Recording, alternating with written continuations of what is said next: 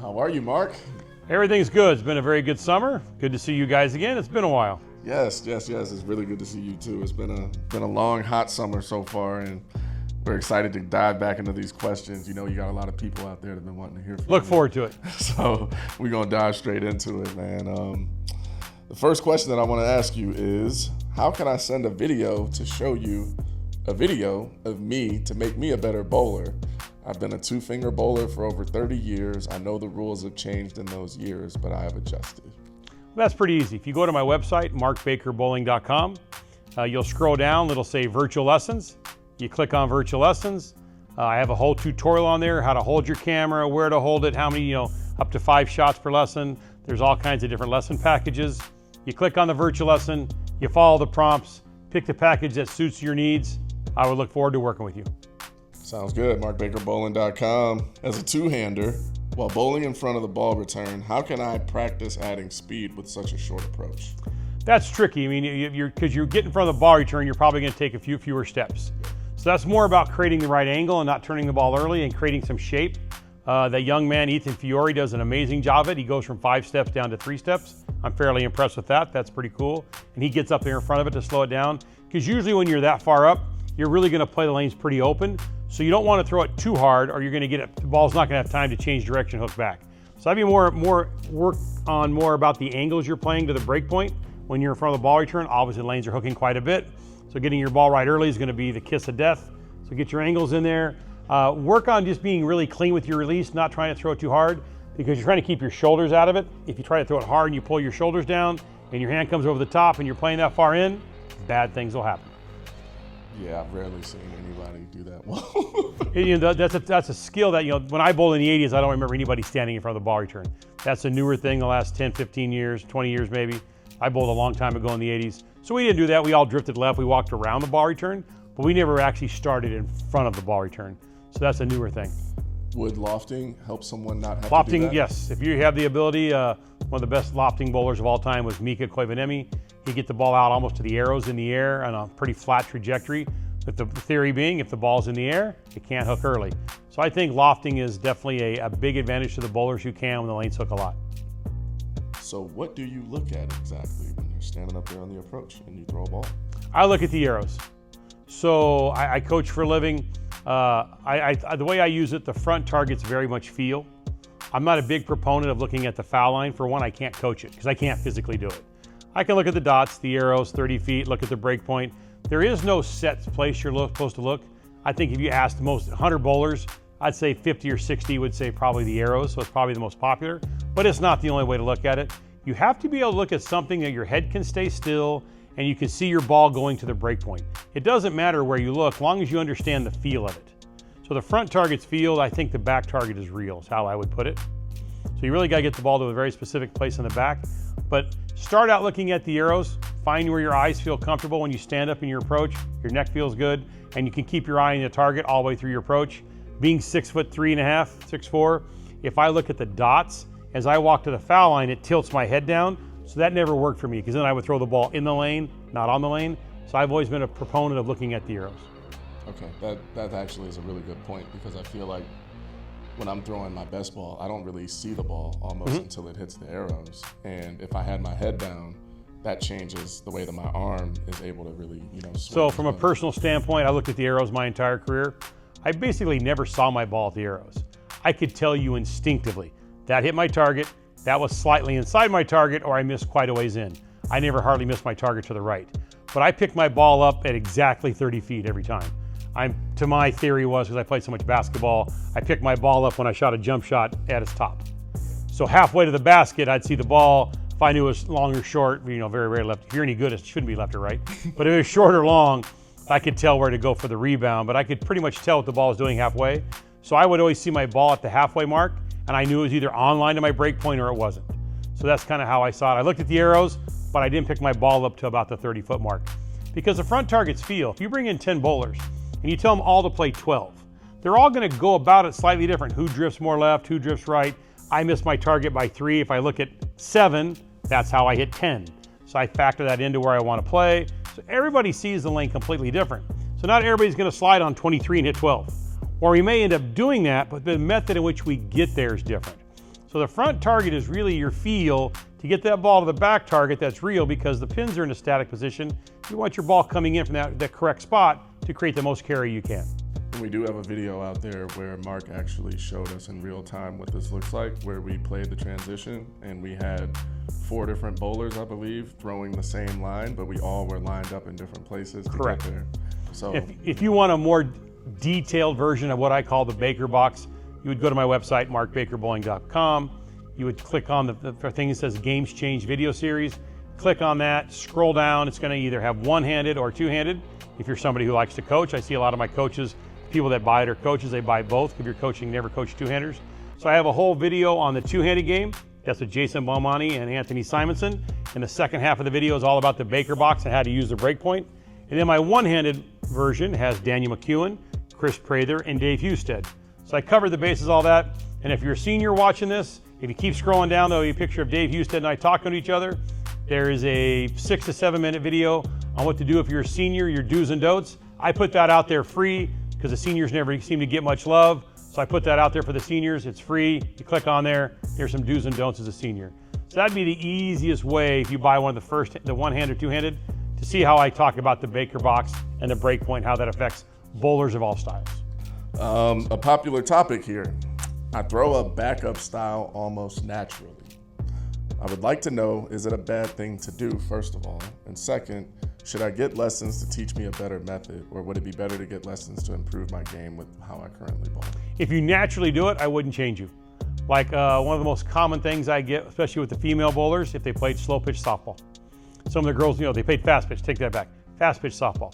If they were pitchers, because they throw their hips up and their hand, they rotate it different than a baseball player.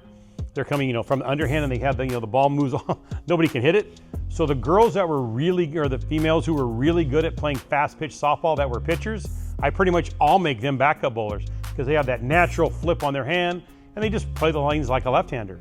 So if that's the most natural and you see the lane and it's your body doesn't hurt and it's very easy for you to do, there is absolutely no reason why you can't throw a backup ball. Yeah, so do you out there. I've had quite a few people come here with a backup ball, and I don't think I've ever changed. I know one lady from Texas. She went from throwing a backup ball to hooking it. But she wanted to get better. She wanted to do different things. So there's a thing to do it. It's not hard, but it's not easy because your hand's going to do the exact opposite thing, and you're playing the other side of the lane. So you got to get used to using the different dots and different arrows. So it's a little bit tricky, but like I said, the people that are throwing natural backup ball, I never try to change. Okay, that's good to know. Okay, next question. I like the smoothness of my two-hand approach. Am I supposed to crouch more on the walk-up, or do I legit release the ball from more than 2 feet off the ground?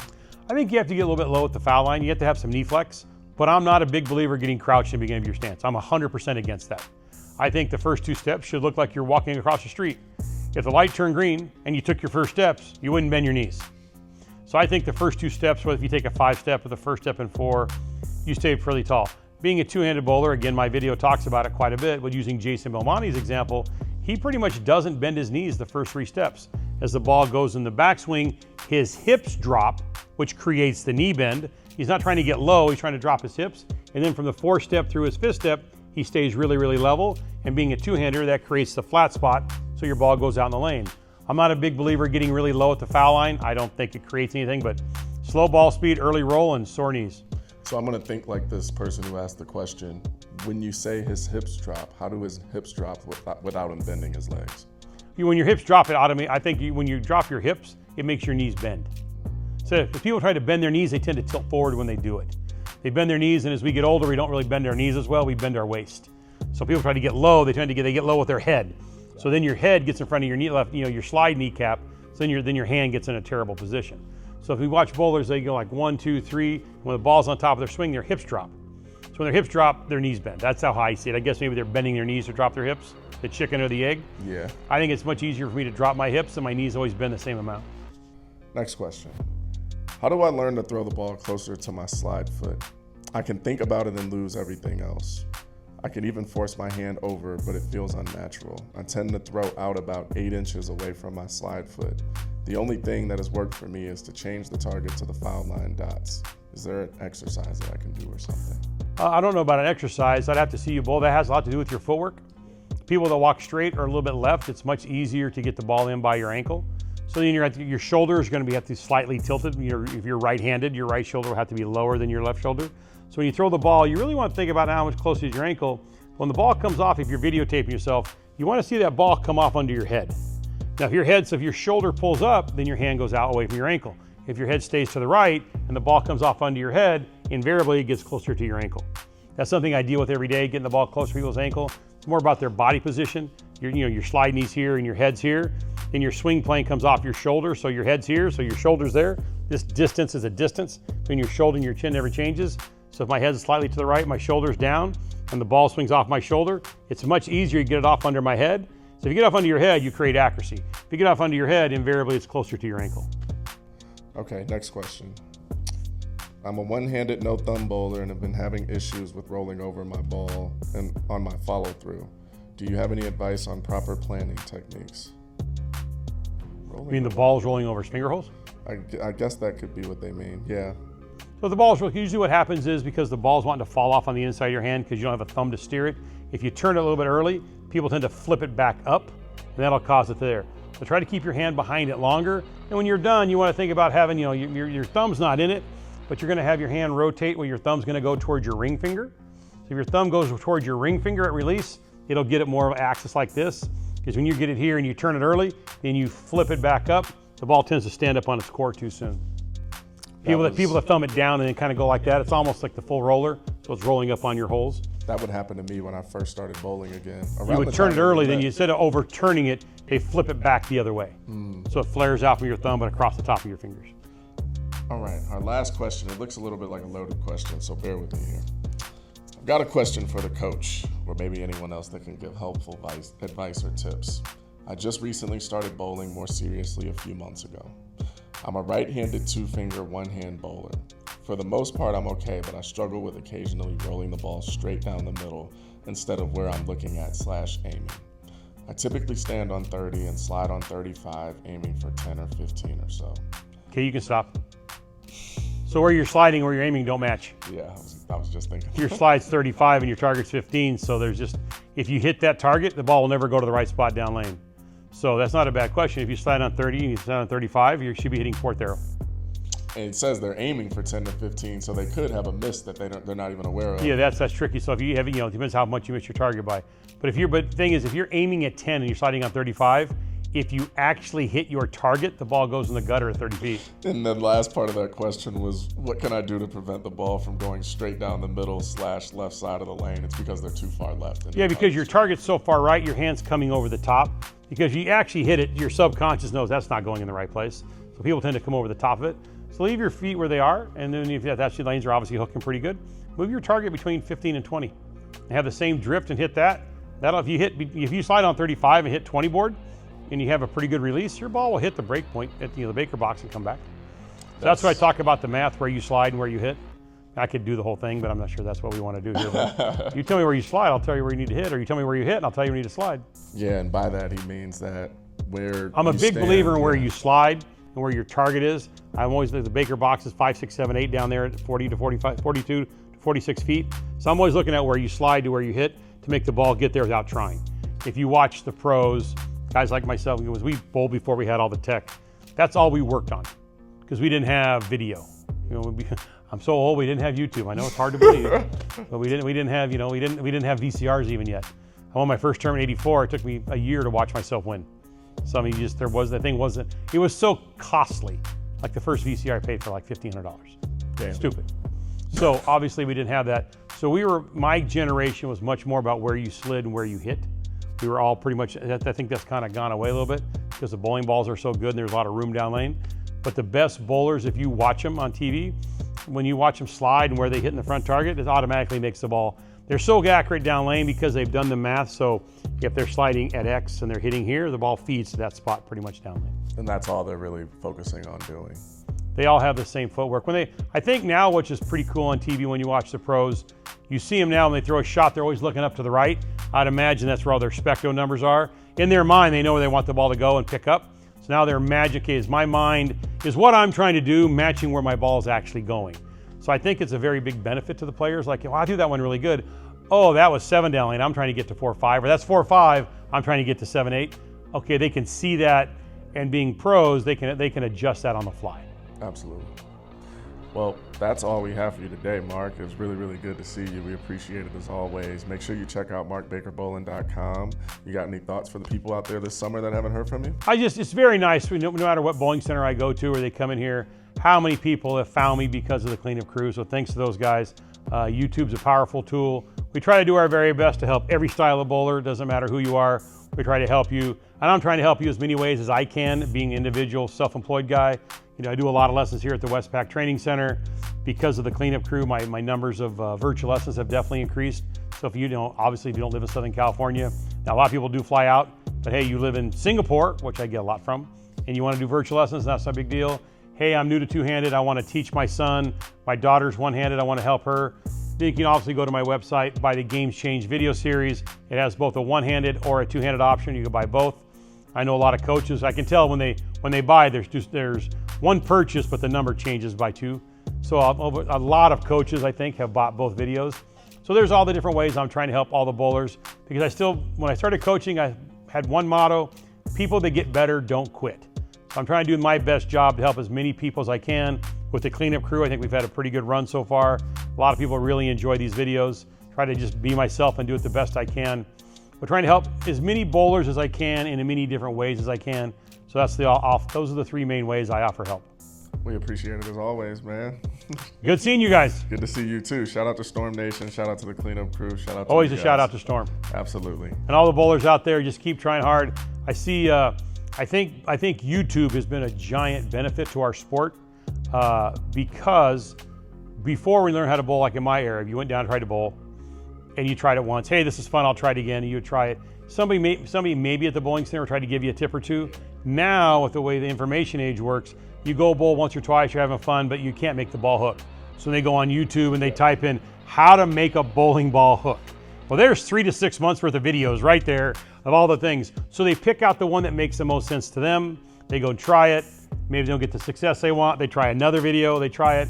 And a lot of times they end up with me. Hey, I've watched all that stuff on video, and it's not helping me, but I really like bowling. So I think YouTube is definitely a place where people can go to get help. And if they're not getting the help they want, then they come to somebody like me. So I'm a big believer in the whole YouTube thing now. I'm 64 years old. I can't believe I'm saying that. But YouTube's a very powerful tool. So it's definitely helped. It's definitely helped my business. So everybody watching this, I appreciate all the people that have reached out and said nice things. I do enjoy what I do, and hopefully I can help as many people as possible. And we're just getting started still. That's the crazy part.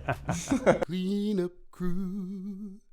What you gonna do is the clean up crew. Come on through to the clean up crew. Throw them balls, I hope you do, with the clean up crew. The clean up crew.